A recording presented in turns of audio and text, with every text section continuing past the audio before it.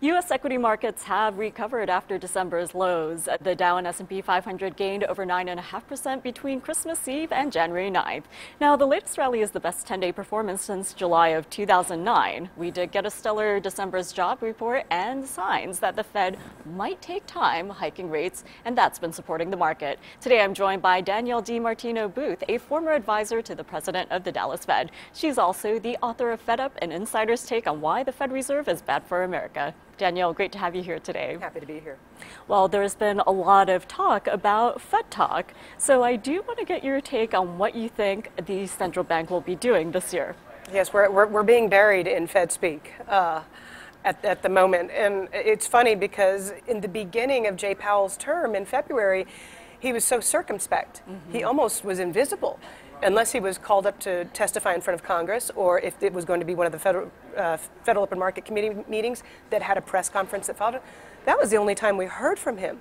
And now we're hearing from him, it feels like every 5 minutes, and every time we hear from him, it's a different message.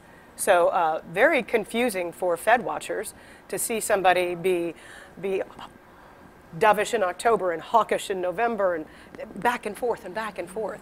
So it'll be interesting to see going forward if he can find a consistency in his voice.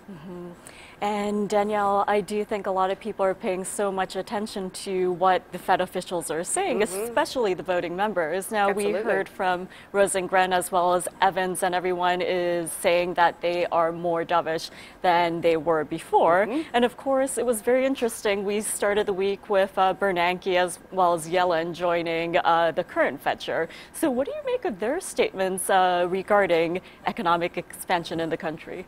Well, it was very interesting and somewhat ironic for somebody whose subtitle is Why the Federal Reserve is Bad for America. It was a bit bitter to watch those two patting themselves on the back when we're staring down the barrel of what we probably know to be the largest corporate bond bubble in the history of the country. Just because the banking system has been cleaned up in this country does not necessarily speak to the fact that leverage has nevertheless built up to a greater extent than it did going into 07, 08, but it's taken place in the capital markets. So they speak in a very sanguine way about the economy, as does Jay Powell, but at the same time, the data are starting to broadcast a much, much different message. And if you look at the headlines in financial media, the term recession has been thrown around. Google search it. Indeed, and people have been talking about that. Interestingly enough, the New York Times surveyed CEOs in this country, and many of them expect to see a recession by the end of this year. But in terms of tools that the Federal Reserve has right now, do you think they have enough at their disposal? It's, on average, you'll see the Federal Reserve lower interest rates by about 4.5 percentage points during a recession to combat a recession. We don't even have half of that headed into this next recession. And when he was on stage with Bernanke and Yellen, whether or not he would consider using quantitative easing again, his answer was that he would consider all tools available to him. And that was really kind of the more cowbell moment, if you will, that Saturday Night Live skit. That was the moment that investors had really, really been waiting for. It was he going to turn on his October 2012 comments, which are the only ones that we've read from him, those are the only transcripts that are available. We'll see the 2013 one shortly, but in 2012 he was very much against quantitative easing. He was highly skeptical of it, and it now appears that in fact, he apologized for saying that it was a bad thing because it had worked in the end. So that was the ultimate capitulation, at least for me. Danielle, you have an insider's perspective into the Fed Reserve. You've attended monetary policy meetings and you've heard the many conversations that take place. So if you would have to give a grade in terms of a A to an F for the current Fed chair, what would you say so far? Well, I would have said that it was possibly a B plus before he got on stage with his two predecessors, which, by the way, people should realize that there's no mandatory appearance.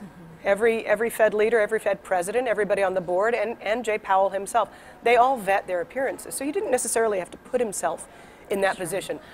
But after he flip-flopped 16 days after he said that the balance sheet was on autopilot and that quantitative tightening would continue. In the press conference, 16 days later, he said that it was totally up for grabs. So at this point, we're veering down towards a C-. And before I let you go, I do want to ask you about some of the insights that you shared in the book. You told us about the players in this whole system of the Fed Reserve as well as the Treasury Department. You wrote this several years ago, so the administration has changed as well as the FOMC policy making officials. So what do you make of what's happening right now? Well, unfortunately, as I've been saying, the new Fed feels a lot like the old Fed. So I'm a little bit less encouraged than I was when Jay Powell first started, and really did sound more like Paul Volcker. He really did sound more like a maverick. And then we've got Treasury Secretary Mnuchin. He put a memo out a few weeks ago from poolside in Cabo San Lucas, saying that the banking system had adequate liquidity and that the members of all of the major agencies, the SEC, the Fed, what they would all get together and meet. That's like screaming fire in a crowded theater.